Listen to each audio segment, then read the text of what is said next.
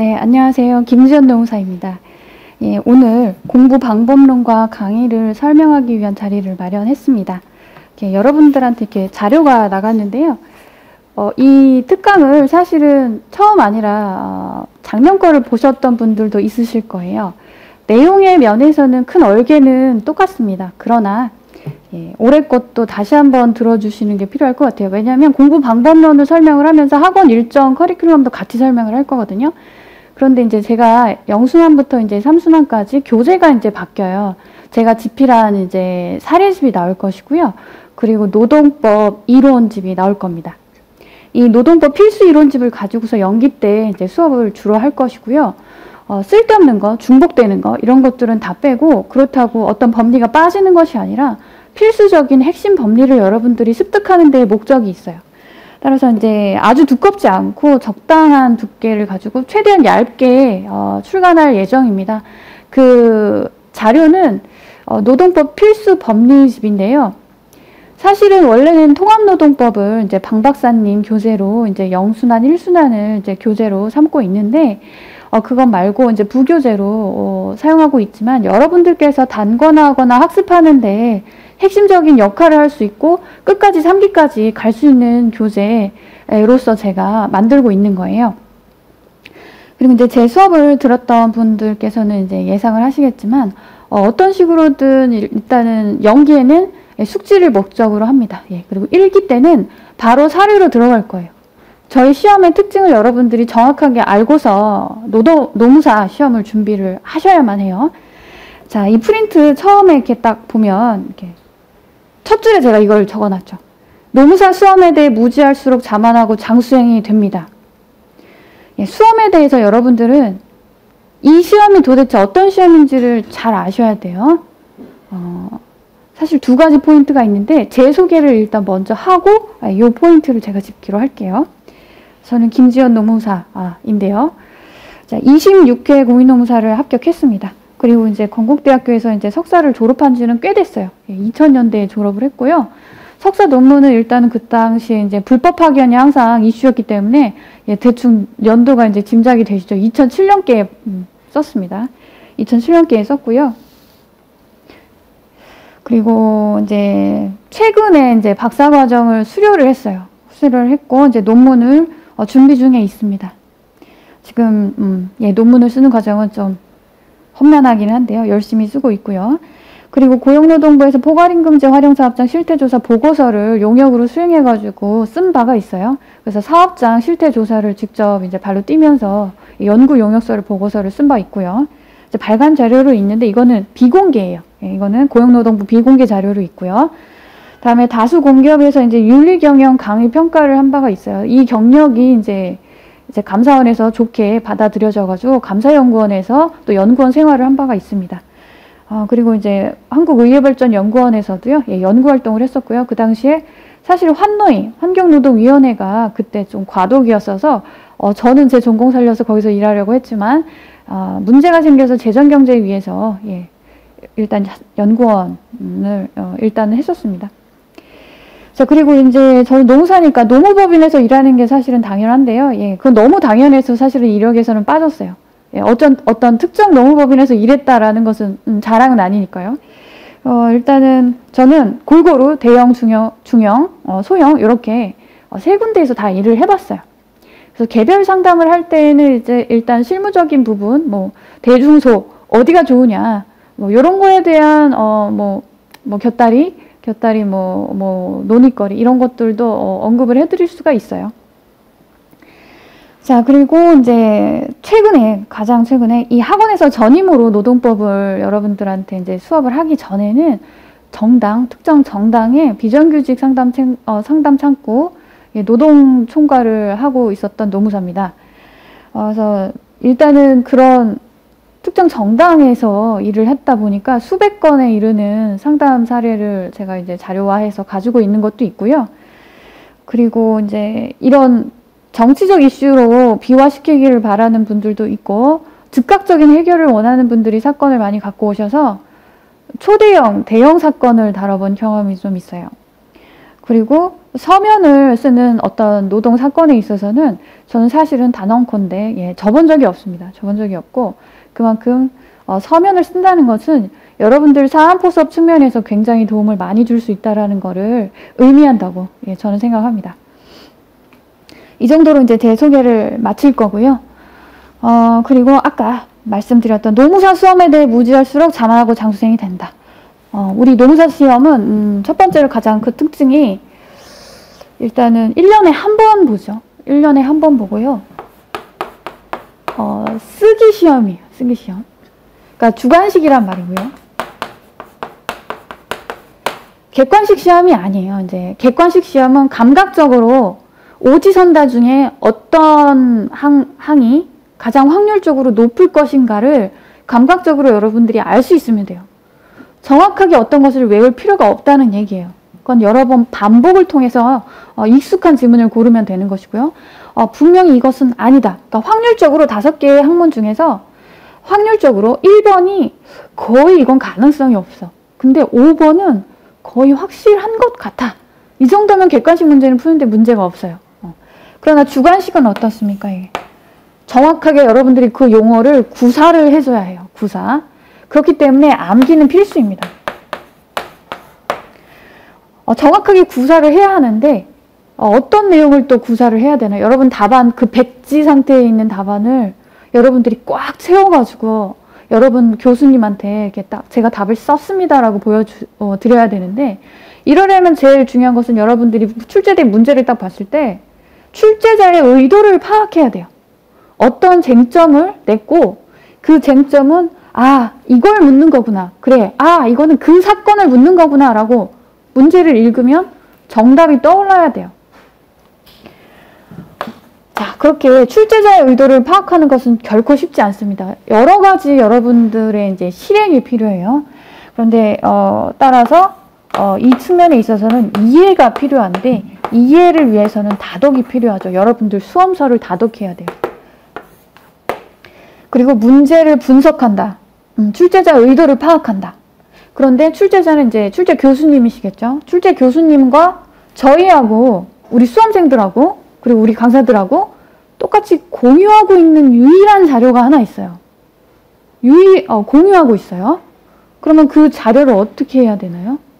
굉장히 면밀히 분석을 해서 판결문 자체를 여러분들이 잘 숙지를 해놔야 돼요. 제가 답을 말했죠. 예, 판결문. 판례죠, 판례. 예, 판례입니다.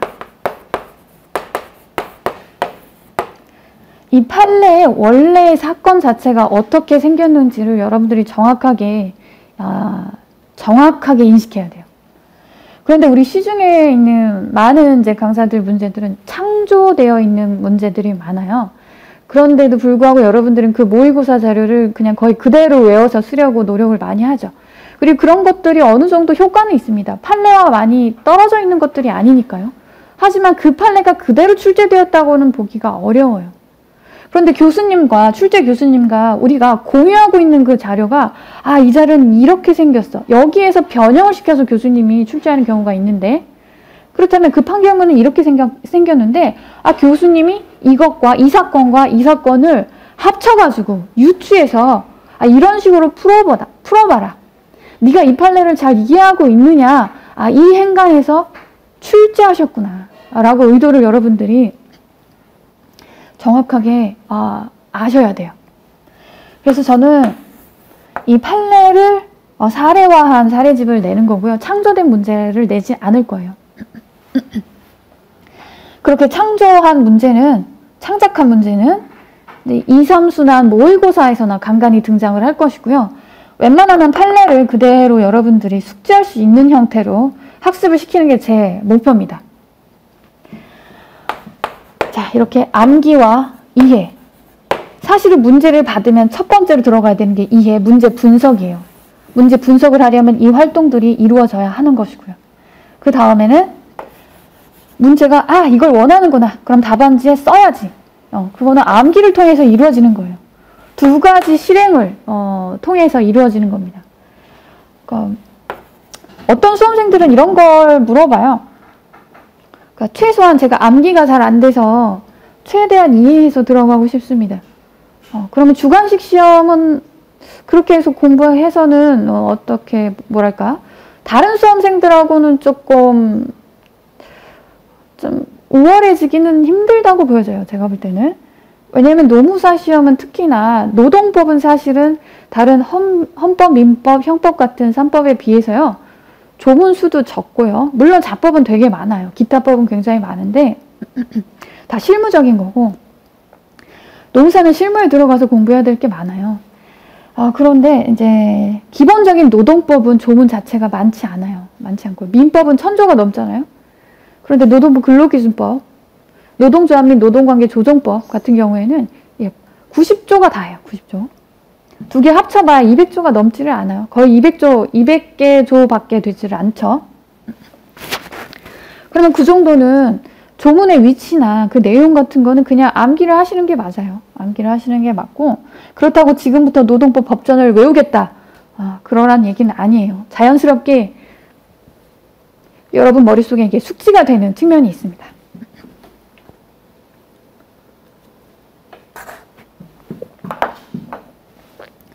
그래서 이제 첫 번째 특징은 쓰기 시험이니까 쓰기 시험답게 제발 준비를 해라. 이거는 거의 제가 안타까울 정도로 여러분들한테 간곡히 부탁을 드리는 사항 중 하나고요. 그리고 두 번째 그 특징이 있어요. 지금 이게 만만치 않다라는 게 느껴지죠. 이게 2차 시험이에요. 2차 시험. 그리고 1차 시험이 있어요. 1차 시험. 굉장히 쉬워요. 굉장히 쉽다. 어떻게 공부해야 되겠어요? 여러분들 1차만 공부하면 안 돼요. 특히 이제 우리 수험생들은 준비하는 그 집단이 한 3가지 정도로 될 수가 있습니다. 크게는 초시와 이제 단연차가 될 수 있는데요. 뭐 이 안에 계속 이제 소분류로 또 들어가겠죠. 그냥 전업생하고 이제 직장인이 있어요.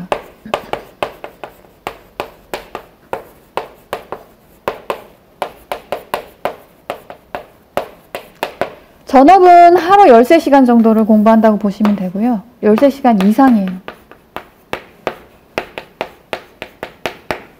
13시간 이상이고요. 단연차도 마찬가지입니다. 13시간 이상입니다. 한 해 더 공부했다고 공부 시간이 한두 시간씩 줄어들고 그런 건 전혀 아니에요. 직장인은 하루에 많아봤자 물리적으로 시간이 되는 것은 6시간 정도 나오는데 실제로 이 중에서 집중할 수 있는 시간은 3시간밖에 되지 않아요. 왜냐면 에너지가 지금 에너지를 2배로 쓰고 있는 것이기 때문입니다. 그래서 진짜 직장인 마찬가지고요. 똑같습니다. 6시간 중에 3시간 정도밖에 집중을 할 수가 없어요.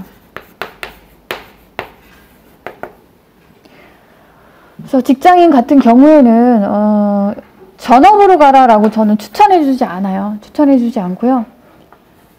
직장인이면서 초시다라고 하면은 직장을 다니면서 이제 단연차가 되는 방향으로 추천을 드리죠. 시간이 지나가도 계속 일단은 매몰되는 비용이 적으니까 이 방법을 추천을 드려요. 왜냐면 더구나 전업인 경우라도 초시에 붙지 못할 확률이 거의 80% 이상이니까요. 80~90% 이상이기 때문에 그래요. 전업이더라도 첫 해 1년만 하고서는 붙는 경우는 전체 그 우리 수험생의 10%도 되지 않아요. 10%도 되지 않고요. 300명 중에 아마 10명에서 20명 내외라고 보여집니다. 10명에서 20명 내외. 있기는 있는 거죠. 근데 300명 중에 10명에서 20명 내외니까 적은 거예요. 적은 거고. 거기에다가 거기에 나 자신이 포함될 것이다 라고는 생각하지 않는 게 맞아요. 이미 이렇게 생초시로 들어와가지고 1년 만에 붙는다 라고 하는 분들은 아닌 경우도 있는데 대부분 다른 시험을 공부하고 오신 분인 확률이 높고요. 특히 법학을요. 법학을 어느 정도 마인드가 형성되어 있는 분들이 넘어오는 경우가 많고요. 민법이나 이런 거를 하고 오시다가 노동법을 보면 조문이 적기 때문에 일단은 쉽게 접근을 하지만 사실 조금 만만하진 않아요. 접근 방법이 다른 법하고 좀 다르니까. 그런 측면이 있고요. 제 주변에서는 다른 고등고시를 공부하다가 넘어오더라도 생동차로 붙는 경우는 거의 보지 못했어요. 제 생각으로는 그게 왜 그런가 했더니 뭐 공부나 노력이나 이런 게 부족해서라기보다는 약간 방법적인 측면에서 약간 실수가 있을 수가 있거든요. 다른 시험하고 조금 다르다 보니까. 예, 그런 다른 부분들은 제가 입문 강의를 통해서도 좀 설명을 드릴 거예요. 입문 강의. 자, 그 정도 하고, 그래서 이제 직장인 같은 경우에는 조금 단연차로 이제 진입을 하는 것을 많이 추천을 드려요. 초시에는 어렵다. 물리적 시간이 나오질 않으니까요. 이런 것들을 여러분들이 다 판단을 하셔야 돼요. 나의 위치가 어느 정도 있고, 내가 지금 어디에 해당되는가. 그리고 단연차인 경우에는 전업이라도요.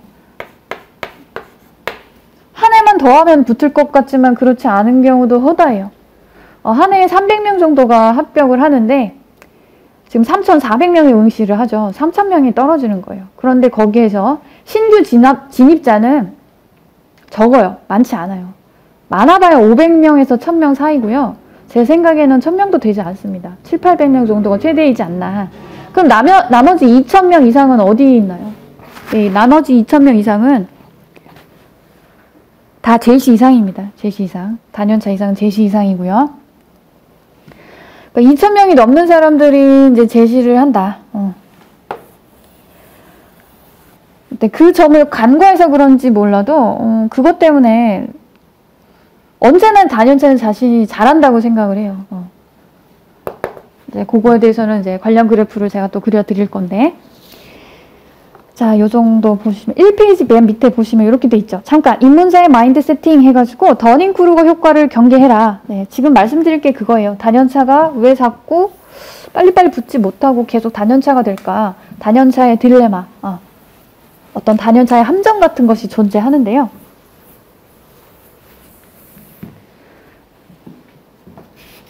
자, 한번 같이 읽어볼까요? 더닝크루거 효과는 뭐냐면 이런 거예요. 경험과 능력이 부족한 사람이 잘못된 결정을 내려 잘못된 결론에 도달하지만 경험 등의 부족으로 자신의 실수를 알아차리지 못하는 인지편향 오류다. 예, 무지는 지식보다 더 확신을 갖게 한다. 예, 그 뒷페이지 보면 바로 표가 있죠. 예, 이렇게 생겼어요. 어떻게 보면 이게 자신감이고 자, 여기에서는 네, 높고 여기는 낮고요. 여기는 이제 어떤 지식과 경험의 정도를 말할 수 있어요. 우리는 이제 수험이니까 지식이라고 합시다. 학습, 공부, 숙련도 이런 거. 공부의 숙련도, 학습의 숙련도.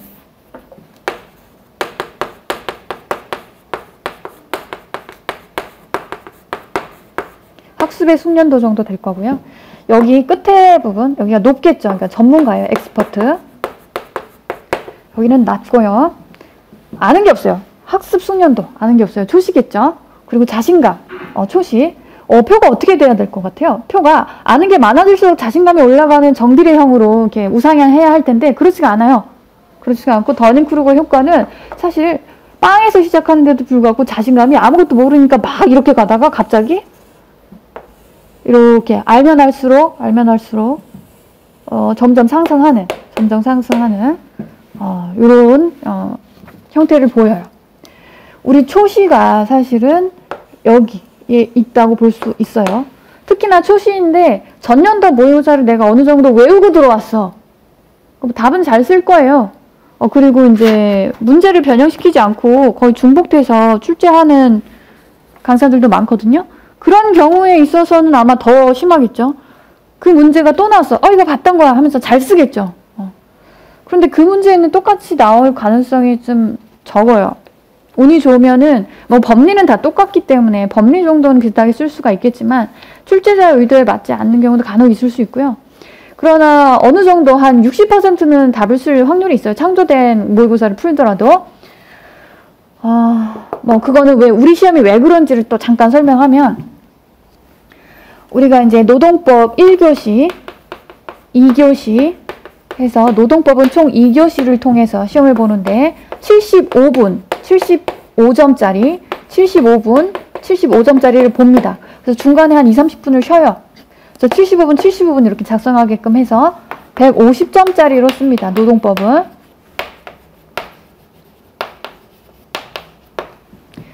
그런데 문제는 사실은 쟁점은 한 3개 정도를 묻는 셈이에요. 3개 쟁점. 3개라고 하기는 했는데 사실 쟁점은 좀 더 있을 수 있어요. 3개 이상. 3문항 이상이다 라고 보시면 돼요. 1문은 50점짜리로 구성이 되는데 주로 물음 1, 물음 2 해가지고 뭐 25점, 25점 자르고 2문 해서 25점 이런 식으로 해서 75점으로 구성을 해요. 구성을 하는데 이렇게 된 구조이다 보니까 2교시도 마찬가지고요. 1문은 아주 통사례예요. 통사례. 설문을 공유하는 물음 1과 2가 있고요. 2번은 완전 다른 문제고요. 그런데 이게 너무 길면은 제 2문에서는 좀 짧게 한 3줄? 짧게 내는 경향이 있을 수도 있어요. 근데 이번 시험은 29회 시험은 이번 시험이 아니라 이번 시험은 30회죠. 아직 시험이 안 왔으니까 시험일이 안 왔으니까. 근데 29회 시험에서는요. 그렇게 짧지는 않았어요. 문제 1도 그렇게 짧지 않았고 제 2문도 뭐 그렇게 짧지는 않았어요. 산재가 나왔고 파견법 그리고 묵시적 근로계약 관계 그게 나왔는데 그래서 2문에서는 좀 부담스럽지 않게 준사례형 준사례가 뭐냐면요. 우리가 판례를 공부할 때 판결문 그 자체에 있는 문구 그대로 거의 그냥 그대로 쓸 수 있는 문제라고 해야 될까요? 막 포섭이 위주가 아니라 그 법리를 쓰면 답인 그런 문제를 써야 하는 경우가 있어요. 그래서 법리를 묻는 직접적으로 법리를 묻는 경우가 있을 수도 있어요. 29회는 그러지 않았어요. 이건 확실히 기존에 있는 판례를 이건 반대 상황을 가정해가지고 출제를 했기 때문에 그거는 정확하게 이제 그 사례가 뭔지 알았던 사람이면 아주 그냥 쉽게 잘 쓸 수 있었지만 이걸 전혀 모른다라고 하면 쓰기가 되게 어렵고 예측하기가 어려웠을 것이다 라는 생각이 들거든요. 근데 그 문제는 여러분들이 다 써야 되는 게 맞는 게 로스쿨 노동법 해설에 있는 판례였어요. 우리는 그거는 기본으로 이제 공부를 하고 갔기 때문에요. 그래서 준 케이스로 해서 법리를 그대로 쓰는 경우가 있을 수 있다. 그리고 사례는 어차피 하나의 사례를 두 문제가 공유를 하고 있기 때문에 우리가 지문 자체가 굉장히 길다라고 보기가 어려워요. 역대 출제된 문제들 보면. 그러니까 우리는 사실은 설문 자체가 되게 긴 건 아니에요. 하나만 읽으면 두 문제가 해결이 되는 것이고요. 그리고 제2문은 준 케이스가 나오는 가능성이 많다. 그러니까 단문 약술식의 어떤 법리를 적는 문제가 나올 수도 있다. 이래서 이거를 참고를 한다면 공부하는 게 그렇게 까다롭지 않을 수도 있다. 근데 뭐 이제 사법시험이나 이런 다른 고등고시를 공부하고 온 사람들은요. 그냥 순수한 사례 문제가 훨씬 더 쉽겠죠. 그거를 연습하다 온 사람이니까. 그래서 노무사 시험으로 넘어온 사람들은 조금 애매해요. 솔직히 약간 적응하기가 어려웠을 수도 있어요. 뭐지? 단문을 물으네? 응? 2차 논술 시험에서 어떻게 단문을 묻지? 라고 하면서 약간 당황했을 수도 있어요. 사례 위주로 공부하다가. 그런 분들이 그래가지고 이제 유예로 넘어가는 경우가 좀 많아요. 약간 답안 작성 스타일에 대해서 적응을 못 하다 보니까. 그래서 요 정도 특징을 조금 말해드렸고요. 다음에 이제 초시생. 자신감이 이렇게 올라가요. 그러니까 여기서 말한 것처럼 어느 정도 법리는 한 50% 정도는 알고 있다고 볼 수가 있거든요. 그럼 나머지 한 40에서 50% 정도는 어디 있냐? 문제 분석력이에요. 문제 분석력이 딸리면 아예 논점 일탈이 일어나는 거죠. 그러니까 제가 올해 이제 이 30기 대비해서 2021년도 이제 수업을 하면서 보았지만 단연차들이 여지껏 법리를 다 외워와도요. 어떤 문제 제가 판례 사례를 그대로 냈어도요. 그거를 다르게 접근하는 경우가 심심치 않게 일어나고 있어요. 그런 현상들이. 그러니까 논점 일탈이라는 얘기예요. 법리를 알아도 논점 일탈인 경우가 허다해요. 그러니까 판례를 정확하게 아는 게 중요하다. 그리고 답안을 쓸 때에는 창조인 문제인 경우에는 그건 하나의 가능성일 뿐이지 그게 출제된다고 보기가 어렵다라는 점을 알고서 수험을 시작하셔야 됩니다. 그러면 이 사실들을 여러분들이 이제 종합을 해가지고 수험을 어떻게 접근을 해야 되는지에 대한 감이 좀 오는 게 이번 강의의 목적이거든요.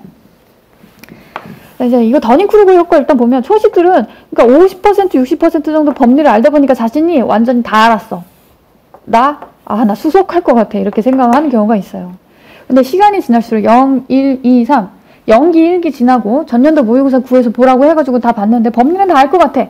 모의고사도 똑같은 거 베껴서 썼으니까, 뭐 똑같이 외워가지고 썼으니까 다 알아. 그런데 2, 3기 됐는데 다른 약간 살짝 바꿔서 문제를 낸다. 전혀 쓰지를 못해요. 조금만 비틀어도 그 자리가 그 자리인데 비틀어도 전혀 쓰지를 못해요. 그럼 굉장히 심각한 겁니다. 응용력 자체가 없는 것이고요. 사실 우리 시험은 응용력 자체를 평가하는 시험은 전혀 아니에요. 여러분들이 그 판례를 정확하게 알고 있는지를 테스트하는 문제라고도 할 수 있어요. 이게 뭐냐면 그 판례를 정확하게 외웠어가 아니라 그 판례의 취지, 그 제도의 취지에 대해서 정확하게 분석하고 이해를 한 다음에 이 문제, 이 사례에서도 이렇게 적용이 되는 거를 너는 알고 있어? 이걸 묻는 거란 말이죠. 그래서 2순환, 3순환 와가지고 답안지를 잘 못 써요. 그러면은 이제 막 추락하죠. 자신감이 추락을 합니다. 그래도 나 법률 어느 정도 쓰니까 내가 초시인데 비해서 답안을 꽤 잘 쓰고 중상위권은 하는 것 같아 라고 생각을 하고 시험장에 딱 갖다 들어오면은 몇 점을 받냐면요. 50초에서 한 중반을 받아요. 운이 좋으면은 후반을 받는 경우도 있어요. 후반이면은 합격권이에요. 물론 60점을 맞는 게 제일 좋지만 썩 잘한다고 보기는 어려워요. 후반도. 그런데 50초 중반을 받아요. 근데 여러분 재밌는 사실은 50초반은 빵점이에요. 빵점. 단언컨대 빵점이에요. 네. 저도 빵점을 맞아봤어요. 불합격 안에. 빵점을 맞았다. 이게 무슨 말이냐. 50초반을 맞았다는 얘기죠. 사실 50초반도 안 나올 줄 알았는데 점수가 너무 낮아서 그 표준점수제로 하다 보니까 점수가 올라간 케이스예요. 아예 못 쓰고 나와도 점수가 오히려 잘 나올 수 있구나 라는 거를 제가 몸소 겪은 경우였죠. 그리고 이제 초시가 여기에 있다면 여기는 이제 뭐 한 제시 이상쯤 되는 특히 혼동, 시간이 없는 1차 시험도 다시 쳐야 되는 혼동들이 이 위치에 있어요.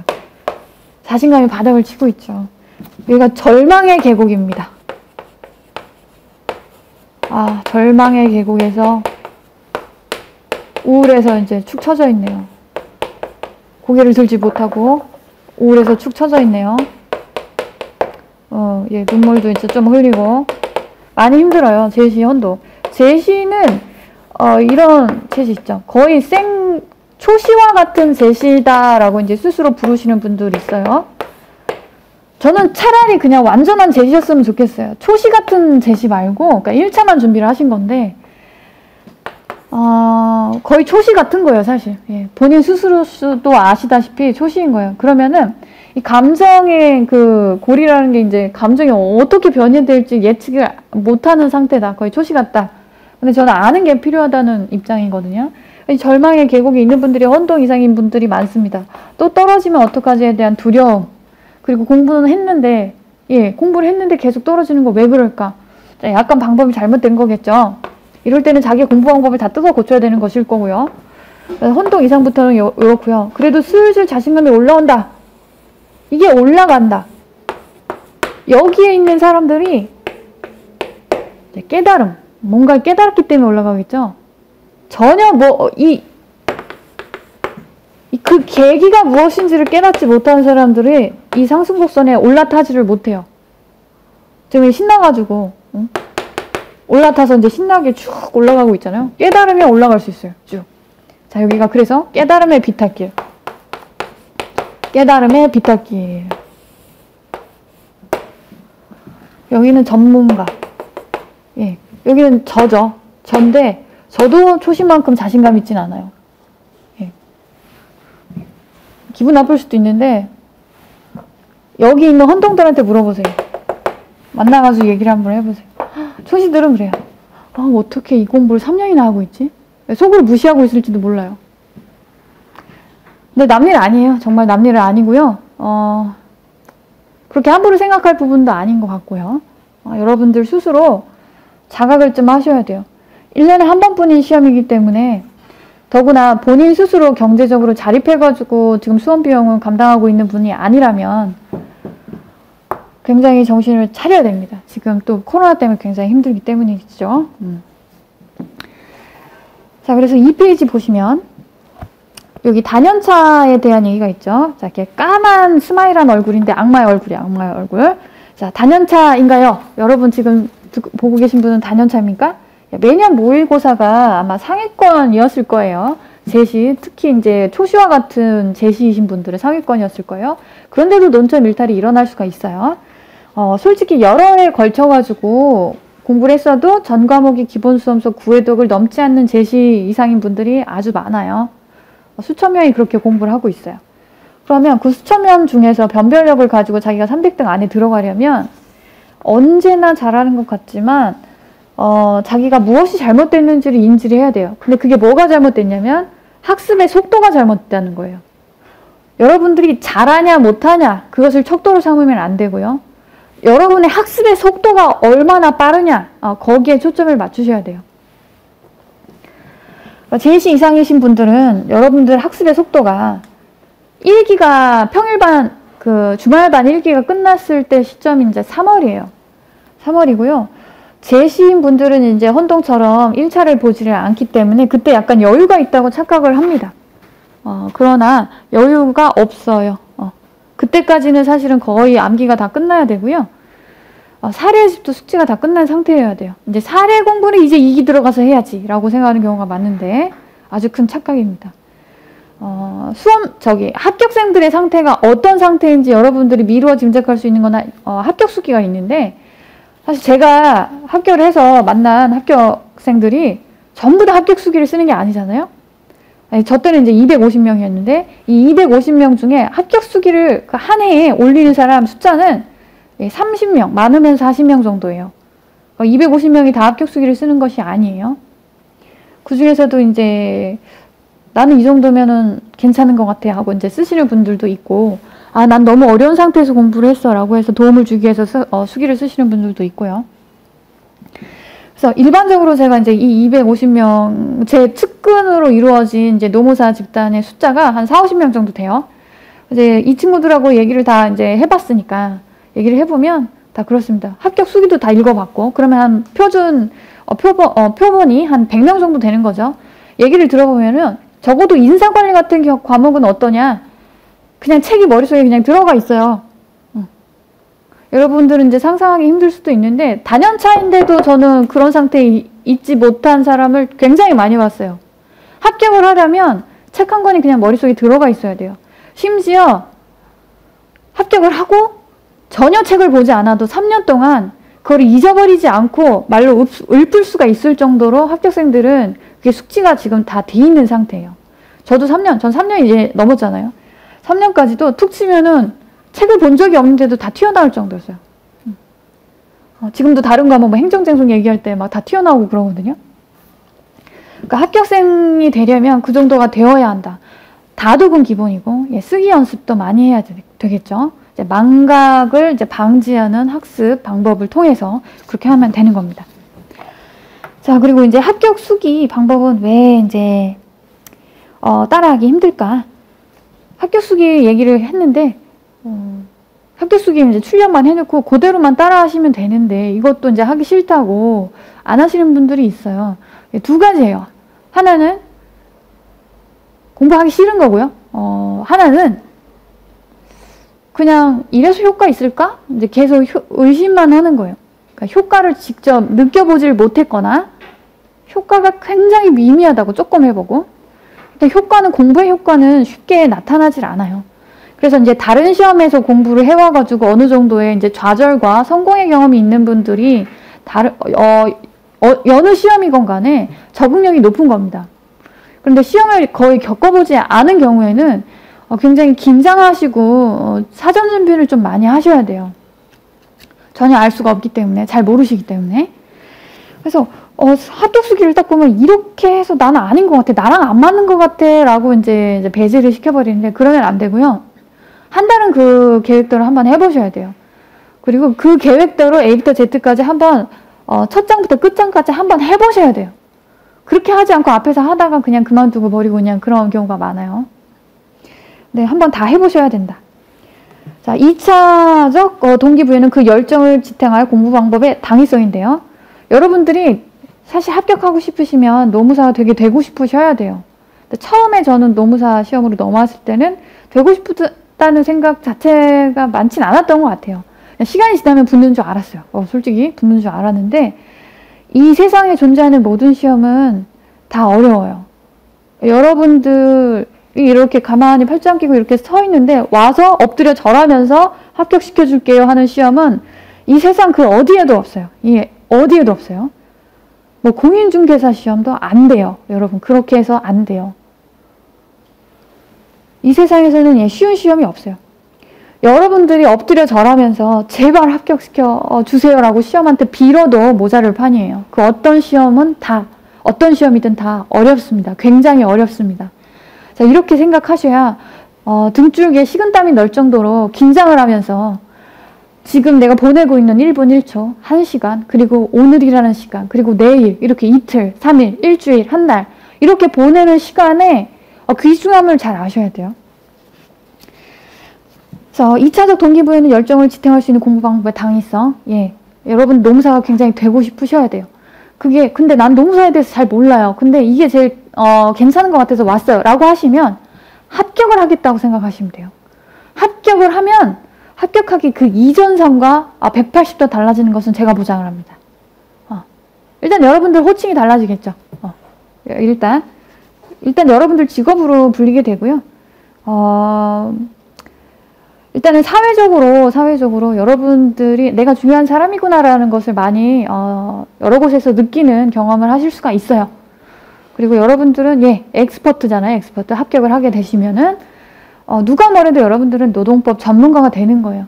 합격하기 그 이전의 삶과 그 이후의 삶은 감히 비교할 수 없을 정도로 180도 달라집니다. 그것은 제가 단언을 합니다. 그러니까 합격해야겠다. 노무사가 많은 돈을 주던 장밋빛 인생을 주던 뭐 얼마나 고생을 하던 그거는 잘 모르겠지만 예, 모르셔도 되고요. 합격을 하면 다르다는 거. 그거에 집중을 하시는 게 좋을 것 같아요. 그리고 이 공부 방법이 맞는가? 좋아. 난 이제 노무사가 되고 싶어. 근데 그 합격 수기에 있는 그 공부 방법이 맞을까? 가장 대표적인 공부 방법은 목차하고 키워드를 외우는 거예요. 오죽하면 시중에 있는 많은 강사들이 어느 과목이고를 이제 불문을 하고 시중에 있는 강사들이 모든 목차 키워드 집을 이제 내고 있죠. 그것은 다 이유가 있어요. 이유가 있고요.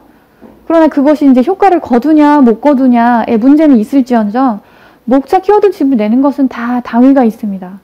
예, 그것은 진리에 가깝기 때문이에요. 목차 키워드를 공부를 하는 것은. 하지만 어떤 사람은 남이 펴놓은 책으로 목차 키워드를 공부하는 것이 어렵다고 해요. 근데 저도 그랬어요. 그래서 목차 키워드 집을 작성하는 것은 여러분 스스로 한 번씩은 해보셔야 되는 게 맞다라고 보여집니다. 가필하면 이게 효과가 좋기는 하거든요. 하지만 책 한 권을 다시 집필할 수는 없잖아요. 여러분 스스로. 왜 책을 다시 써본다는 건 여러분들이 요약을 해가지고 그거를 집중해서 생각한다는 것이기 때문에 사실 이제 다시 한번 써본다는 건 의미가 있기도 해요. 자, 이제 3페이지 가면 그게 써있죠. 공부 효과는 합격 수기를 이제 따라는 하는데 효과가 없는 것과 같이 느껴질 정도로 아주 서서히 그 미미하게 나타나기 시작을 해요. 그 이유가 뭘 것 같아요? 예, 그 이유가 공부를 한다는 거는 이제 P, D, S, 플랜도 C 이렇게 해서 인사관리 들어가면 여러분 공부를 많이 하게 될 텐데 PDS 계획을 하고 실행을 하고 예, 다시 최종 검토를 하고 이 과정이 완벽하게 3박자가 이루어져야지만 나 실행을 해서 검토까지 해봤다. 그랬더니 효과가 있더라 없더라 이렇게까지 나와야 돼요. 근데 여러분들 플랜을 해가지고 조금 실행해보다가 실행을 처음부터 다 해봐야 되는데 해보다가 아니면 거칠게라도 다 해봐야 되는데 안 하고요. 아주 성급하게 C를 가요. 그리고 효과가 없어 하고 진리에 가까운 방법인데도 불구하고 무시를 하게 돼요. 진리에 가까운 방법인데. 왜요? 여러분들 합격생이에요? 합격 수기에 써져 있잖아요. 예, 진리에 가까운 방법이에요. 사실은 해봐야 되는데 인내심만이 여러분들이 가지고 가야 할 사실은 유일한 덕목이라고 말할 수 있을 정도예요. 공부는 자세가 굉장히 중요한데 인내심을 가지고서 해야 돼요. 그런데 여러분 이렇게 플랜 2C 3단계라는 과정을 인내심을 가지고 실행하는 것을 어느 시기에나 할 수 있겠습니까? 0, 1, 2, 3기 4개의 시즌이 있는데 이걸 여러분들이 2기에 해야 한다고 생각을 해보세요. 실패일 수도 있는데 2기에 한다고 생각을 해보세요. 그때는 시험 임박해가지고 어떻게 뭘 못해요. 다른 방법을 또 막 시도를 해봐야 되는데, 그렇기 때문에 그것들을 시행할 수 있는 시기는 지금 연기에 하셔야 되는 거예요. 9, 10, 11, 12. 이때 다 해보셔야 돼요. 이걸 한 사람과 안 한 사람, 연기에 그걸 한 사람과 2기 때 들어서 그거를 해야만 한다고 생각했던 사람하고 차이가 있을 것 같지 않나요? 네, 너무 당연하죠. 자, 그리고 자, 진리에 가깝다라고 제가 써놨네요. 자, 그래서 목차 키워드는 사실은 버튼 역할을 하기 때문이에요. 제가 이제 당위성을 설명하고 있는데, 목차를 보면 그 과목에, 해당 과목에 전체 뼈대가 보이는 것과 마찬가지예요. 아무것도 모르더라도 일단 뼈대를 익숙하게 한다면, 아, 저 강사가 저걸 말하고 있는데, 저게 저 파트에 붙어 있었던 그것 같다라고만 연결을 시켜주는 것. 자꾸 여러분들이 머릿속에 집어넣는 것, 이 집어넣는 것이 능사가 아니라 머릿속에 암기의 방을 만들어주는 것 자체가 중요하다는 말을 하는 거예요. 머릿속에 어떤 섹터를 구분해 놓지를 않고 막 집어넣어요. 그럼 이건 막 섞여요. 섞이고 제때 끄집어내야 할 서랍에서 끄집어내는 게 어려워지게 돼요. 그렇기 때문에 책을 볼 때에도 다회독을 권하지 정독을 한 번만 해라 이런 걸 권하진 않아요. 일단 여러분들이 처음 초시라면 아주 거칠게 1페이지부터 끝페이지까지 한번 아주 거칠게 일주일 동안은 완독을 하셔야 돼요. 무슨 내용인지도 몰라. 나 무슨 내용인지도 모르는데 그냥 보긴 봤어. 근데 얼추 뭐 그런 단어도 잘 구사를 못할 정도로 뭐 그런 것들이 있는 것 같아라고 머릿속에 있는 거. 여러분들은 정확하게 구사를 못하지만 그 뇌의 무의식의 세계라는 건 굉장히 대단한 것이기 때문에 여러분 뇌를 한번 믿어보는 것도 좋아요. 이런 식으로 해가지고 한 3번에서 4번을 읽으셔야 돼요. 연기 때는. 그러면은 농사님 말하는 그 구회독을 훨씬 넘을 것 같은데요. 예! 구회독이 최소입니다. 최소. 그리고 한 3, 4번 중에 제대로 이해해서 읽은 거는 몇 번 정도 될 것 같아요? 한 번이에요. 3번 정도는 머리에 전혀 들어오지 않아요. 전혀. 위치 정도 파악하고 단어 정도 익숙해진 것 같아. 그럴 정도로 빠르게 일단은 그 문장들에 익숙해지면 돼요. 용어들에 익숙해지고. 여러분들이 더구나 비상경, 비법이면은 이 용어들이 낯설어서 미칠 것 같을 거예요, 아마. 그 과도기를 거쳐야 되는데 회독을 통해서 극복할 수 있다라는 정의예요. 그래서 목차를 먼저 빠르게 숙지를 하고 키워드도 웬만하면은 뭐 우리 노동법 하면 대표적인 키워드가 뭐가 있을 거예요? 집단법 하면은 노동 3건이 있겠죠. 노동 3건 중에 단체 교섭권, 단결권, 단체 교섭권, 단체 행동권 이런 거 정도. 완전 초시면은 이런 단어도 입에 잘 붙지 않을 겁니다. 근데 이렇게 정도는 나와야 된다라는 거죠. 다음에 이제 3번을 보시면 수험기간 전 과정의 사전 계획과 동기부여라고 해가지고 제가 이제 표를 넣어놨어요. 표를 보면 0, 1, 2, 3, 4 4개의 순환과 이제 회독 순환에서 시험 전 50일 전을 이렇게 따로 뺐어요. 그래서 제가 말하고 있는 공부의 과정은 총 5개의 시즌으로 이루어집니다. 지금 올해 30회 대비 농사 시험은 8월 21일에 이제 시험이 시행이 되죠. 아직 시행이 안 되고 있는데 지금 저희 수험생들은 일단은 지금 50일 전 5회독에 들어가 있어요. 지금 이 시점이면 아마 3회독으로 들어가고 있을 거예요. 4회독제거나 3회독제에 들어가고 있을 거예요. 그래서 이제 무사히 5회독을 맞추길 바라는데 3주 전에 3회독을 맞춰도 상관이 없어요.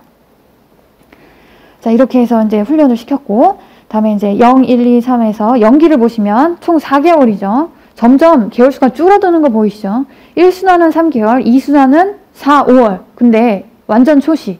이번에 1차 시험을 치셔야 된다라고 하시면 4월은 없어지는 거라고 보시면 돼요. 한 달입니다. 한 달. 4월은 없어지는 거예요. 그리고 3순환은 한 달 살짝 넘어요. 총 6주에 걸쳐서 하게 되는데 한 달이 조금 넘는 정도의 기간 뿐이다. 그리고 50일 전이면 한 달이 넘는 기간이 거의 뭐 2달에 가깝죠. 50일 전이면. 따라서 2달 동안 뭐야? 뭐 이렇게 학원에서 우리를 방치해? 이런 경우가 있는데 다른 시험에서 넘어오신 분들 같은 경우에는 한 달 정도는 혼자서 공부하는 게 되게 익숙하세요. 그리고 50일 전에는 혼자 공부하시는 게 맞고요. 50일 전에 갑자기 새로운 사례를 뭐 알려준다거나 강사가 그런 일을 하면은 안 되겠죠. 네. 저는 웬만하면 이제 3기 시작할 때쯤 6월쯤에 자료를 이제 6월 안으로 다 끝내려고 했는데 7월 초까지 일단 자료를 나눠드렸고요. 뒤에 만약에 새로운 자료가 나가면 그건 추가적으로 제가 간과했던 것들 샅샅이 이제 그물에 체에 걸르듯이 봐가지고 이제 알려드린 거 그 정도였었고요. 그리고 여러분들이 주제를 하나 새로운 거 알려주면은 그걸 습득하는데 하루면 되는 게 아니에요. 하루면 되는 게 아니라 그걸 여러분들 계속 회독을 하고 외우고 잊어버리고 그럴 만한 충분한 기간을 들여야 하기 때문에 50일 전에는 혼자 공부하는 게 맞습니다. 자, 그래서 영수년에는 이제 교재도 제가 좀 말씀을 드릴게요. 학원 커리와 강의 소개와 이제 같이 병행해서 말씀을 드릴 건데, 자, 법리를 일단은 큼직한 법리를 이해하는 게 중요해요. 이제 노동법은 어떤 것인가에 대해서 법리를 이해하시고, 그래서 이제 기본 필수 법리 노동법 그 교재를 제가 이제 발간을 하게 되면 영순환 9월부터는 이 교재를 주로 여러분들이 이제 공부를 하게 될 겁니다. 그리고 순환이 끝날 때마다 한 순환이 끝날 때마다 통합노동법 교재를 1회독을 하셔야 되는데 방 박사님의 이제 최신 버전 통합노동법을 1독을 하시는 거 권해드리고 수업을 듣기 전에는 아주 거칠게 무슨 내용이 어디에 있는지 전혀 몰라도 돼요. 영순환을 들어오기 전에 거칠게 처음부터 끝까지 그냥 손때 못 친다고 생각하시면 됩니다. 이 책을 저는 책을 굉장히 지저분하게 봐야지 만족감이 높아지는 아주 이상한 타입이에요. 그래서 책을 막 구기고 손때를 붙이고 그래서 한 장 한 장 제가 막 더럽힙니다. 그러면서 나 1독했다. 그러면서 굉장한 어떤 성취감을 느끼는 자신한테 용기를 막 주고 막 그랬는데요. 결과적으로는 그게 저한테 굉장히 좋은 효과를 주었어요. 합격한 해에만 그렇게 해봤는데 예, 결과적으로는 합격을 했죠. 그래서 여러분들이 정말 공부가 너무 하기 싫은 시점일 수 있는데 그렇게라도 내가 손때를 붙이겠다. 이렇게 해서 얇은 게 딱 붙어 있잖아요, 책을. 그래서 약간 살짝 이렇게 부풀려 놓는 느낌? 이렇게 해서 한번 책을 만들어 보시는 것도 좋을 것 같아요. 그래서 거칠게 한번 읽어보자. 그래서 기본 법리를 이제 영순환을 4개월에 걸쳐서 볼 것이고요. 평일반 같은 경우는 좀 일찍 끝나겠죠. 한 9월, 10월 2달에 걸쳐서 끝나게 되고요. 주말반은 이제 11월 초쯤에 끝날 수도 있을 것 같아요. 총 24회에 걸쳐서 이루어지고 추석 때는 이제 쉬고요. 그러면 이제 12월이 남습니다. 12월이 남고 12월에는 여러분들이 한 12월 말쯤에는 공부가 잘 되지 않아요. 그때 한 열흘 정도는 쉬는 것도 괜찮습니다. 아주 푹 쉬는 것도 괜찮습니다. 물론 영순환을 아주 열심히 공부하신 분들은 쉬셔도 되고요. 그리고 헌동들은 이때도 잘 못 쉬어요, 사실은. 그리고 공부라는 것은 재밌게도 여러분들이 공부를 하는 이 습관이 몸에 배가지고 머리에 들어가는 게 부담스럽지가 않다라고 하면은 사실 관성이 계속 작용을 해서 보는 게 어렵지가 않아요. 네, 여러분들 초시생들 제 1차적 목표는 뭐냐면 전 과목을 다 교과서를 이 과목을 보는 게 부담스럽지가 않다. 계속 약간 보고 싶어지는 느낌이 든다. 라는 느낌으로 접근을 하는 게 영순환에는 아주 좋아요. 그래서 손때 묻히기. 그래서 전체 목차라도 외워두기. 굉장히 빠른 시간 안에 할 수 있으려면 양이 적어야겠죠. 양이 적은 버전으로 여러분들이 빠르게 외워놓으면 그 중에 거기에다가 이제 살을 붙이면서 외우는 개념이다라고 생각하면 좋습니다. 그다음에 이제 영순환의 교재는 말씀드렸고 이렇게 두 개 정도 되고 시험장년 법전이 있고요. 초시이신 분들은 서점에서 구매를 하시면 되고 제시 이상이신 분들은 시험장에서 이제 가지고 오시겠죠. 그리고 이제 효과는 1순환까지 걸쳐가지고요. 거의 3월까지는 전체 내용의 60%를 다 암기를 하셔야 돼요. 노동뿐만 아니라 전 과목이 다 60% 정도는 암기가 돼야 돼요. 이거는 절반 살짝 넘는 비율이죠. 기본 법리예요, 기본 법리. 근데 이것만으로 합격을 하냐? 전혀 합격하지 못해요. 60%만 공부해서는 전혀 합격하지 못하는 거 당연하죠. 더 있다라는 겁니다. 2순환, 3순환에서 요구되는 어떤 덕목이. 그래서 1순환을 보면 3개월 정도 걸쳐서 있는데 이때 구정이 또 들어가 있죠. 여러분들을 아주 끊임없이 계속 시험에 들게 하는 휴일들이 있어요. 이럴 때는 여러분들이 여지없이 다른 사람들과 똑같이 쉬고 싶죠. 여러분들 다른 사람들이 쉴 때는 쉬어도 돼요. 다른 사람들이 공부할 때 노는 건 안 되겠죠. 자, 그 정도 주의하시고 그다음에 1순환을 보면 이제 제가 바로 1기부터 4례의 지부를 가지고서 공부를 할 거예요. 8례 그대로를 숙지하고요. 이제 기존에 이제 30회 데뷔를 해서 제가 강의를 했던 일정이 어떻게 되냐면, 영순환 때는 이제 방 박사님의 통합노동법 교재를 주교재로 삼았고, 그리고 방 박사님의 통합노동법 교재를 제가 라이브라고 해서 라이트 버전이라고 해가지고 목차와 판례, 그리고 목차당 간략하게 요약이 되어 있는 버전을 이렇게 3단으로 해서 글씨도 조그맣게 해가지고 앞뒤로 해서 얇은 책으로 해서 한 150페이지 정도 되는 요약서를 발간을 한 적이 있어요. 그래서 이제 그걸 가지고서 이제 우리 이제 30기 대비는 끝까지 단권화를 하기도 했고요. 그런데 그 라이트 버전을 제가 이제 새로운 최신판 통합노동법을 만들지 않아요. 이번에는 그 라이트 버전을 만들지 않고요. 제가 이제 출간을 하게 되는 그 노동법 필수법리 교재를 활용을 할 겁니다. 그게 훨씬 더 나을 거라고 판단이 돼요. 왜냐면, 여러분들 그 통합노동법에 있는 내용들이 뭐랄까? 수험적으로 적합하게 만들려고 하다 보니까, 완성도 있게 기하려고 하다 보니까 중복되는 부분들이 있을 수밖에 없어요. 왜냐면 내용들이 겹칠 수밖에 없는 부분, 다 각계격파로 떨어져 있는 것이 아니라 제도적인 어떤 관련성 때문에 계속 중복되어 있는 파트들이 있고요. 또 이걸 설명하기 위해 같은 판례를 인용하는 경우도 적지 않습니다. 왜냐면요, 어떤 판례에서 쟁점이 3, 4개, 4, 5개 되는 경우가 많잖아요. 같은 판례가 계속 나오는 거예요. 이게 또 뭘 의미하냐. 통합노동법에 보면 어떤 특정 판례를 쪼개서 공부하는 느낌인 거예요. 그러니까 통합노동법 그 자체를 공부하는 것 자체가 단권화하는 데 도움이 되는지는 지금은 조금 의문이 든다는 거예요. 저도 수험생일 때 그렇게 공부해서 그랬지만 지금은 조금 더 효과적인 방법이 있어서 그걸 제가 지금 시도를 하는 것이고요. 그래서 이제 통합노동법 라이트 버전은 올해는 나오지 않는다. 이제 필수 노동법 법리 교재를 통해서 단권화할 수 있게끔, 그리고 중복되는 부분이 없게끔 할 것이다. 그리고 1순환에서는 판례 사례를 그대로 학습함으로 해서 여러분들이 이 판례를 정확하게 이해를 해서 어떤 문제도 분석할 수 있는 능력을 기르도록 할 것이다.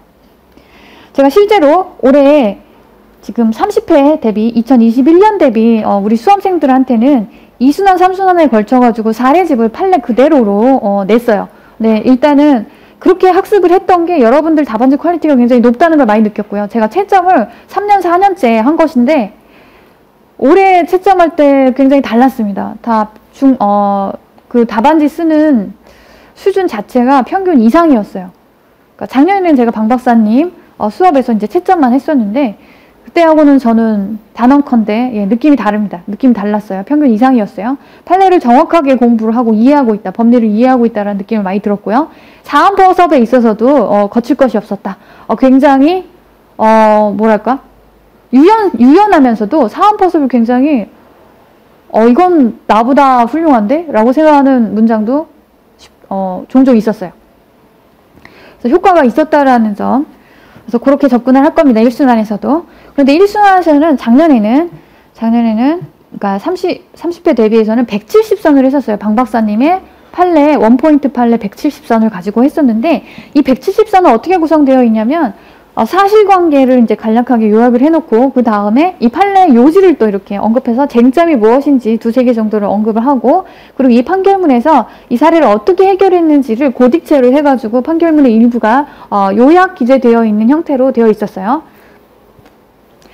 따라서 하나의 판례 사례가 이 교재가 지금 B5보다 작은 형태로 이 B5가 이 정도인데요. 이거보다 좀 작은 형태로 해서 교재가 나온 거였어요. 170선은.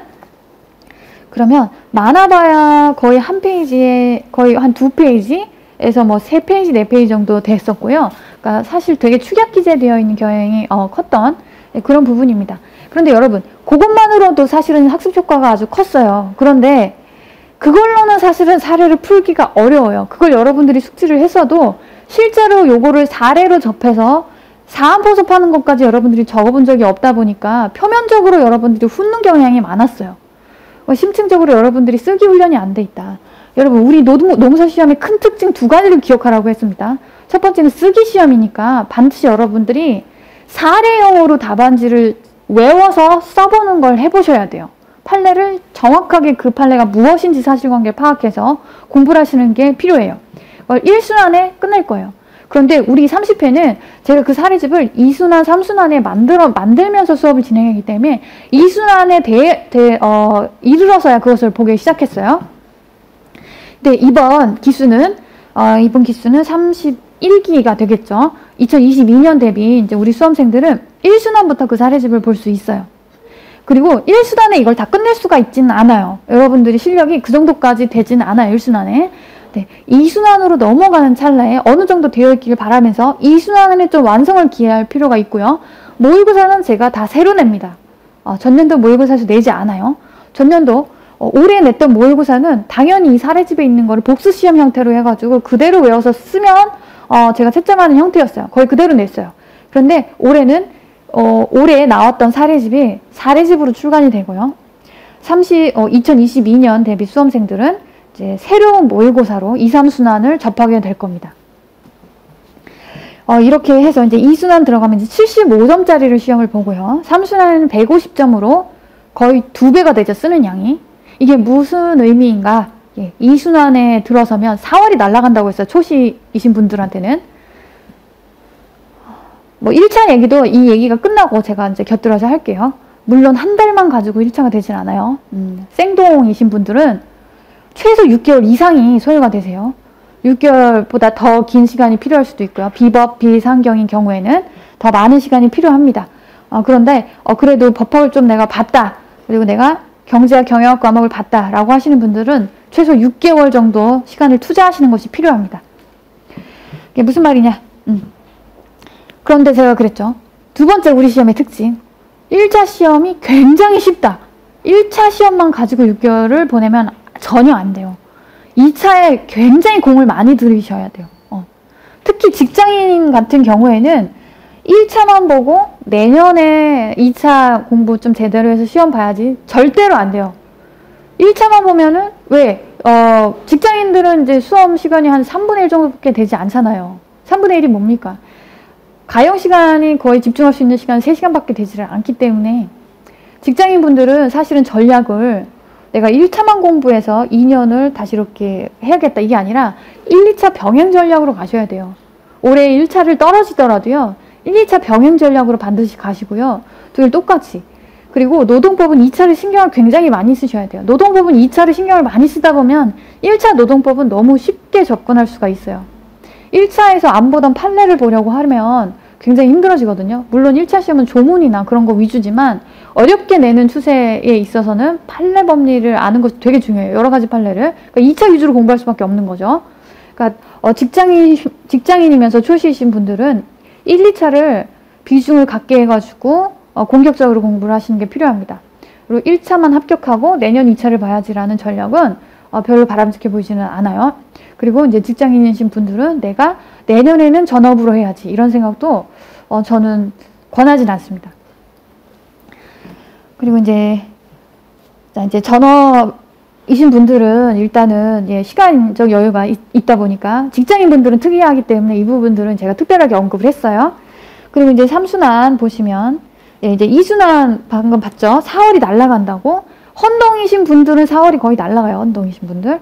1차 경험이 있어서 한번 붙은 경험이 있다라고 하시는 분들은 1차에 투자되는 시간이 2월 말부터 하루에 2시간씩은 1차를 하셔야 돼요.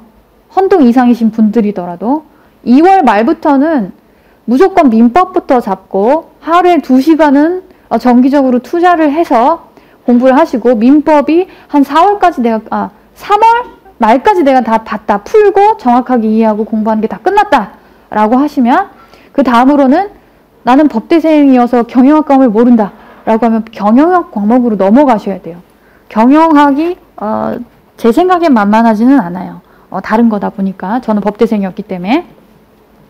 그래서 제가 했던 순서는 민법을 꼼꼼하게 풀었고요. 하루에 15페이지 정도밖에 잡지 않았어요. 꼼꼼하게 외우다시피 하면서 하루에 2시간씩 투자를 했어요. 근데 저는 1독을 굉장히 꼼꼼하게 하기 때문에 2독을 할 때는 굉장히 속도가 빨랐습니다. 빨랐고 거의 기억에 남을 정도니까요. 저는 암기를 좀 잘하는 편이라서 법학은 익숙하기도 했었고요. 그리고 이제 그 다음 과목으로 넘어간 게 경영학이었죠. 그러면서 이제 살짝 4월로 이게 맞물리는 시점이 되면은 민법 경영학이 되었다 라고 하면 노동법하고 사회보험법만 하면 되잖아요. 1차 과목이 노, 원, 노, 투, 개별법, 집단법, 다음에 이제 민법, 그리고 이제 경영학, 경제학이 있고, 이제 사회보험법. 이렇게 있는데, 사회보험법은 좀 많이 바뀌어요. 그래서 3월이나 4월께에 집중적으로 좀 암기를 시작하는 경우가 있는 것 같아요. 직전까지도 좀 봐야 되고요. 3월이나 4월께에 시작을 해가지고 집중적으로 보고요. 이걸 너무 미리 보면 기억이 나질 않아요. 단순 암기할 내용이 많기 때문에. 그래도 미리 한번 풀어보는 것은 괜찮습니다. 물론 아주 생초시신 분들은요, 다 지금부터 열심히 다 풀어보셔야 되는 게 맞고요. 혼동 이상인 경우를 말하는 거예요. 그래서 제가 이제 이 노동법은 2차를 지금 열심히 했다. 2차 커리큘럼을 열심히 따라갔다. 그러면 객관식 문제만 풀면 돼요. 4월 달에. 그래서 제가 봤던 순서가 이렇게 됐었죠.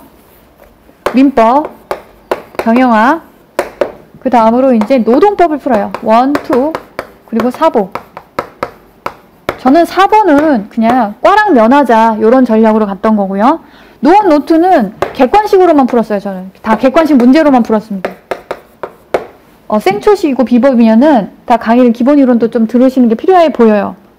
그리고 어느 학원이든 불문하고 무료 특강으로 이제 조문 특강 같은 거 열어놨어요. 민법은 조문 특강이 필수예요. 조문은 거의 외우시는 게 맞고요. 조문하고 판례, 거기 딸려있는 판례. 조문 특강, 무료로 열어놓은 조문 특강은 다 들으셔야 돼요. 굉장히 중요하고요. 그리고 난 비법이라서 나는 정말 법에 좀 자신이 없다. 지금부터 미친 듯이 잘 하셔야 돼요. 지금부터. 그리고 다들 지금 노는 것 같지만 생동차, 생초시 이런 분들은요. 1년을 2년, 3년처럼 보낸다고 생각하시면 돼요. 그렇기 때문에 그 전체 합격생 중에 10%도 안 되는 그 생동차 같은 경우에는 지금도 미친 듯이 공부를 하고 있다고 보시면 됩니다. 그래서 이렇게 경영학하고 이거는 한 권에 있는데 노, 원, 투가 다 있어요. 단순히 이제 외워야 될 내용이 많고 이제 그 0순환, 1순환 노동법 2차 커리를 따라가다 보시면 이제 4월쯤에 요거를 푸는 것도 사실은 까다로운 부분이 있기는 해요. 혼동은 한번 합격을 했으니까 푸는 걸로 괜찮고요. 이제 사회보험을 집중적으로 암기를 해서 그렇게 전략적으로 접근을 하시는 게 맞습니다. 혼동은. 생동은 처음부터 1차를 열심히 하셔야 돼요. 열심히. 왜냐면 요번 1차요. 올해 1차. 이 21년 1차가 민법이 되게 어려웠어요. 저희 1차 시험은 굉장히 쉽다고 했죠. 굉장히. 그런데 코로나 때문에 모든 시험의 수험생들이 증가하는 형태를 보이고 있어요. 그러면 사람이 증가하면 1차 시험에 있어서는 2차 시험을 볼 사람의 3배수에서 4배수 정도를 뽑습니다. 아닐 수도 있는데 이렇게 몇 배수라고 고정 인원이 있어요. 딱 그 인원만 뽑아야 되는 거예요. 그러려면 난이도 조정을 할 수밖에 없어요. 과목마다. 그런데 우리 지금 노동법 과목, 1차 과목 중에서 유일하게 난이도를 조정할 수 있는 과목은 민법밖에 없어요. 민법밖에. 그리고 올해 홀수회였죠. 홀수회는 난이도가 민법이 어렵습니다. 어렵고요. 저는 짝수회 해봤었는데 짝수회는 살짝 홀수회보다 쉬운 경향이 있어요. 올해 준비하시는 분들은 민법이 살짝 쉬울 수도 있다. 근데 이것도 단어는 못해요. 왜냐하면 사람이 만약에 더 늘었다라고 하면 변별력을 줄 것이기 때문에 민법 신경을 쓰셔야 되고요. 또 객관식 문제집을 잘 보셔야 되고 기출문제집에서 나온다는 거는 변함없는 사실이고요. 기출문제를 잘 숙지하시는 것이 변함없는 사실이에요. 자, 그래서 이렇게 보시고 자, 1차 얘기도 좀 했어요. 1차 얘기도 좀 했고 다음에 이제 4페이지를 보시면 이제 수험생과 이제 계획공책 얘기가 나오죠. 계획공책은 뭐냐면은 이제 어떤 시험에 수능 보시는 분들한테는 이게 무슨 약간 불안공책 같은 기능을 할 수도 있어요. 저는 이 계획공책을 보면서 내가 어디서부터 어디까지 계획을 세워놨고 오늘은 이렇게 공부를 하면 내일은 요거 공부하는구나. 근데 만약에 여러분들이 오늘 할 공부를 안 했어요. 그럼 요거를 내일 해야 돼요. 그럼 내일은 공부량이 2배가 되는 거죠. 그게 저는 너무 싫었어요. 너무 싫었고 밀린다는 것 자체도 싫었고 여러분들이 좀 야무지고 욕심을 좀 부린다면 계획을 세워놓고 실행하는 데 온 정신을 집중한다면 어떤 감정적 낭비 없이 무난하게 합격에 이르는 과정을 겪을 수가 있어요. 여러분들 수험생이 왜 힘드냐면 떨어질까봐 공부를 안 한 것 같은데 여기서 안 나오면 어떡하지? 이런 두려움과의 싸움이 사실은 좀 고통스럽게 하는 부분인데, 계획을 세운다는 것은 그런 고통스러운 부분들을 객관화시켜서 날려버리는 기능을 하기도 합니다. 그리고 계획표에다가 만약에 진짜 너무 쉬고 싶어요. 매너리즘에 빠졌어. 그러면 반드시 계획공책에다가 적어 놓으세요. 오늘 3시간 동안 유튜브를 보고 음악을 들었다. 3시간이 비죠. 이 3시간을요. 다른 날에 뿌려 놓으세요. 어딘가에 메꿀 시간이 필요해요. 다른 날, 한 3일 정도 1시간씩 잠을 자는 시간을 줄여야 되는 거죠. 그렇게 여러분들이 논 시간에 대해서 책임을 져야 하는 거예요. 여러분 계획은 그렇게 세우는 거예요. 뭐야, 오늘 실패했어. 대부분 여러분들 자꾸 안 지켜지니까 저 계획을 잘 세우지 않아요 라고 하는데, 여러분들이 안 지킨 거에 대해만 관심을 갖는 게 아니라 안 지킨 것을 언제 실행할 수 있는지, 나중에 지킬 수는 없는지에 대해서 집중을 해가지고 계획을 세우는 게 중요해요. 대부분은 그거를 안 해요. 근데 여러분들 시간은 모든 사람한테 이제 똑같이 공평하게 주어져 있다라는 거를 잊지 마셔야 돼요. 그래서 수험생한테는 이제 계획 공책이 좀 필요하고요. 그리고 내가 눈 뜨면 거의 공부만 한다. 그럼 계획 공책 필요 없어요. 근데 자기 자신을 잘 믿지 못하겠고 난 좀 게으른 것 같다라고 하면 계획 공책을 꼭 세우셔야 돼요. 계획 공책을 꼭 만드셔야 됩니다. 제 주변에 생동으로 합격한, 직장 다니다가 그만둔 나이가 좀 있는 그런 동기가 한 명 있는데, 그 친구는 굉장히 단순한 친구였어요. 쾌활하고 단순하고 이걸로 특징 지을 수 있는 친구였어요. 쾌활하고 단순. 그냥 이 사람을 보면 쾌활하고 그냥 단순해. 아니나 다를까 수험생활도요. 눈 뜨면 그냥 공부하는 거. 너 어떻게 생동으로 합격했어? 모르겠대요. 아무 생각이 없었대요. 어떤 감정도 갖지 않았대요. 그래서 1년 만에 합격을 했어요.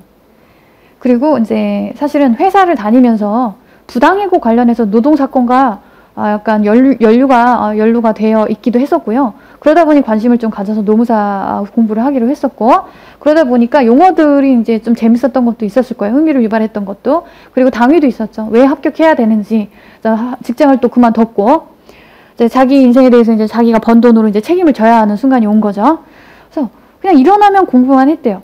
공부를 안 하면 오늘도 1시간 안 하고, 내일도 1시간 안 하고. 여러분들이 합격을 할 수 있는, 요렇게 지켜야만 합격을 할 수 있는 계획을 세워놨어요. 근데 여기서 오늘 1시간 안 하고, 내일 안 하고, 내일 모레 한 1시간 반 안 하고, 주말에는 한 반나절 안 하고, 여러분 원래 세워놨던 그 합격이란 계획이 그렇게 구멍이 자꾸 나면 이거는 합격할 수 있는 계획인가요? 여러분 스스로 망치고 있는 거예요. 그건 합격을 할 수가 없는 계획인 거예요. 합격을 할 수가 없어요. 자, 그래서 여기 있는 내용들을 바로 지금 제가 말로 다 설명을 했고요. 뒤에 보시면 5페이지를 보시면 전과목 기본수험서 최소 회독수라고 해서 제가 매년 쓰는 그래프입니다. 단연차이신 분들은 특히나 이 그래프 중간선을 한번 집중을 하세요. 제가 만든 그래프예요.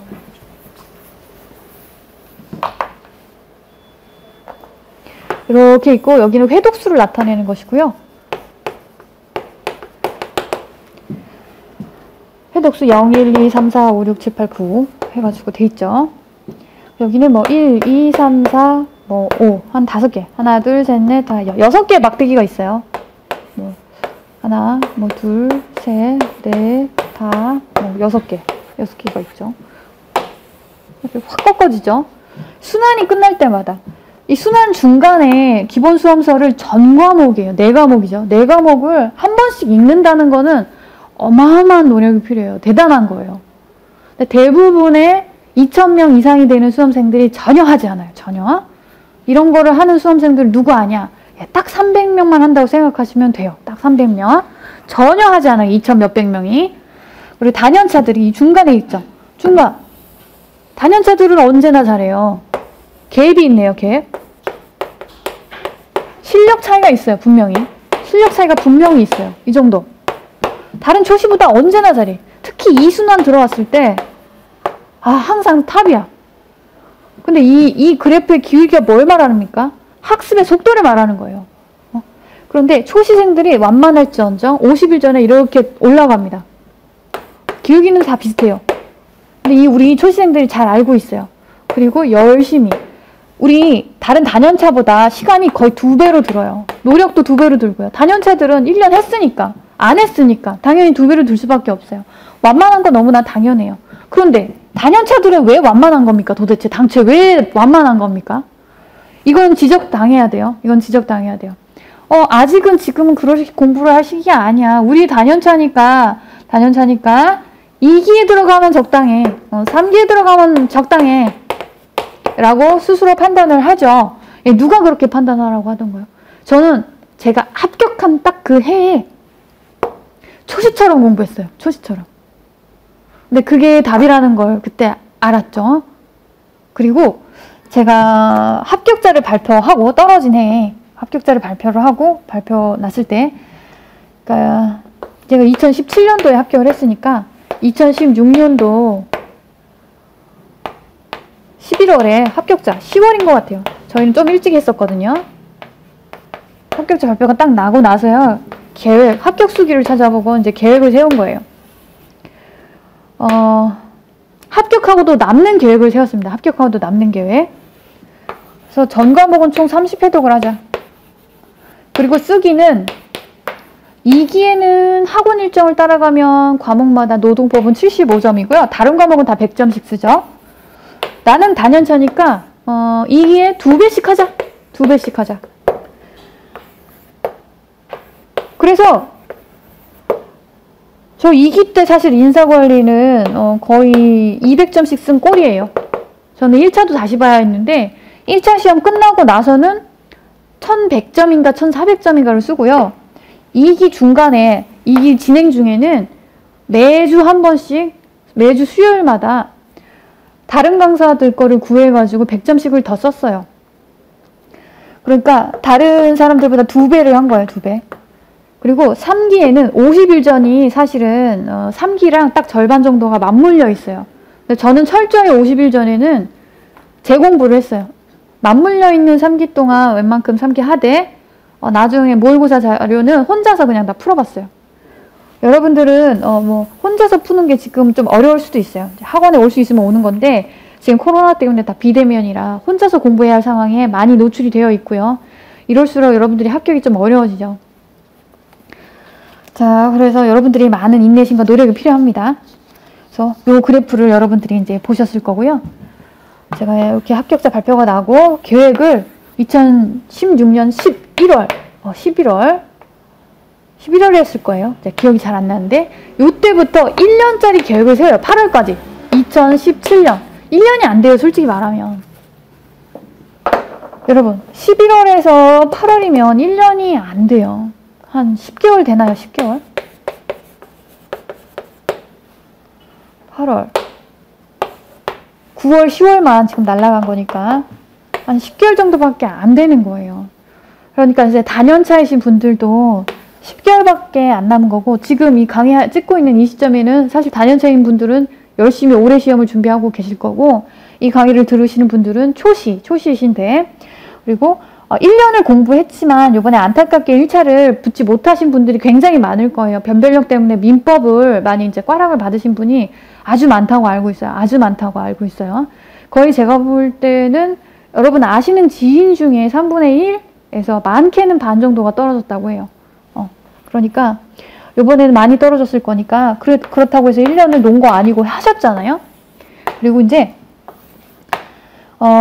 비록 1차를 붙지를 못했어도 2기, 3기를 이제 수강 신청을 종합반으로 해놓고 이거를 그냥 흘려보내지는 않았었으면 좋았을 것 같다 라는 기대를 해요. 사실 지금 처음으로 이제 1차도 쳐야 되는데 그만큼 시간을 많이 갉아먹어요. 1차에 신경 쓰는 시점이 3, 4월에 오는데 그때는 1차 때문에 2차가 정말 도통 집중이 되질 않아요. 그러면 집중을 온전히 할 수 있는 때는 언제냐? 8월일까요? 9월일까요? 10월일까요? 12월? 아니에요. 비록 1차는 떨어졌지만 사실은 2, 3기 때 다른 수험생들 공부할 때 같이 이렇게 좀 물에 휩쓸리듯이 같이 2, 3기를 겪는 것이 사실은 굉장히 중요합니다. 굉장히 중요했고요. 요거를 초시임에도 불구하고 제가 이제 명명하는 초시는 1차가 합불 다 합쳐서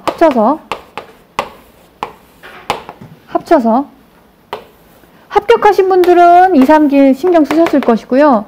근데 저희 수험생분 중에 이제 불합격했는데도 2, 3기를 신경 쓰신 분이 한 분 계세요. 저는 정말 경외심을 느낄 정도예요. 그러기 정말 쉽지 않은데. 그렇기 때문에 여러분들 자세가 굉장히 중요해요. 정말 쉽지 않았을 텐데 1차가 떨어졌음에도 불구하고 2, 3기를 집중해서 어느 정도는 그래도 힘들었던 시기가 분명히 있었겠죠. 1차를 미끄러졌으니까.